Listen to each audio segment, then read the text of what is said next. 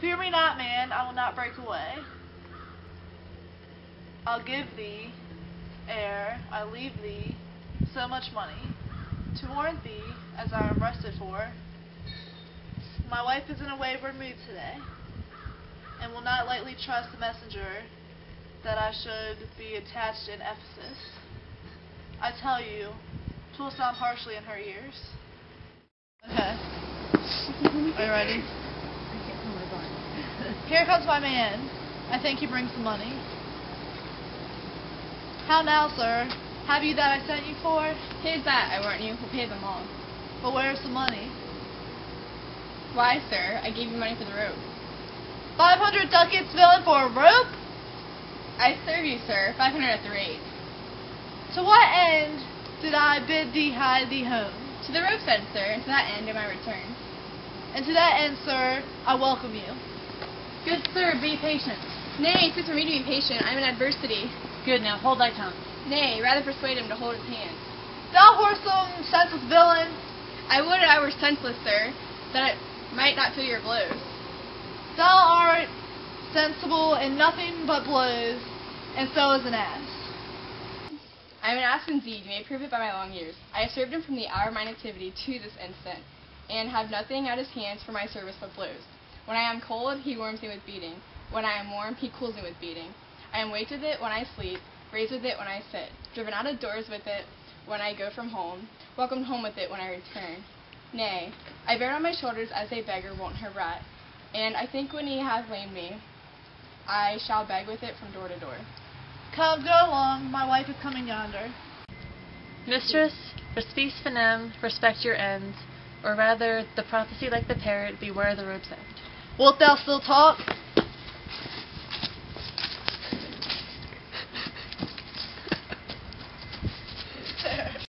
How say you now? Is not your husband mad? His incivility confirms no less. Good Dr. Pinch, you are a conjurer. Establish him in his true sense again, and I will please you what you will demand. Alas, how fiery and how sharp he looks. Mark how he trembles in his ecstasy. Give me your hand and let me feel your pulse. There's my hand, and let it feel your ear. I charge thee, Satan, house within this man, to yield possession to my holy prayers, and to thy state of darkness hide thee straight. I conjure thee by all the saints in heaven. Peace, doting wizard, peace. I am not mad. Oh, that thou wert not poor distressed soul. You minion, you, are these not your customers? Did this companion with the saffron face revel and feast in my house today? Whilst upon me the guilty shore is locked up, and I denied to enter into my house. O husband, God doth know you dined at home today, or would you have remained until this time, free from these slanders and this open shame? Dined at home, thou villain, what sayest thou? Sir, sooth to say, you did not dine at home. Here. Were not my doors locked up and I shut out? Perdie, your doors were locked and you shut out. And did not she herself revile me there? Sans sable, she herself reviled you there. And did not her kitchen maid rail, taunt, and scorn me? Certes she did, the kitchen vestal scorned you. And did not I enraged depart from thence? In verity you did, my bones bear witness that since I felt the vigor of his rage. Is it good to soothe him in these contraries? It is no shame the fellow finds his vein, and yielding to him humors well his frenzy. Thou hast summoned the goldsmith to arrest me? Alas, I sent you money to redeem you, by Dromio here, who came in haste for it. Money by me, heart and goodwill you may, but surely, master, not a rag of money. Wentest not thou to her for a purse of ducats? He came to me, and I delivered it. And I am witness with her that she did. God and the rope maker bear me witness that I was sent for nothing but a rope. Mistress, both man and master is possessed. I know it by their pale and deadly looks. They must be bound and laid in some dark room. Say, wherefore dost thou lock me forth today, and why hast thou denied me the bag of gold? I did not, gentle husband, lock thee forth. And gentle master, I received no gold, but I confess her that we were locked out. Dissembling villain, thou speakest false in both.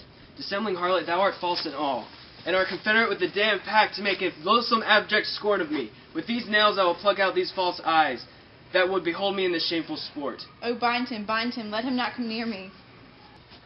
More company, the fiend is strong within him.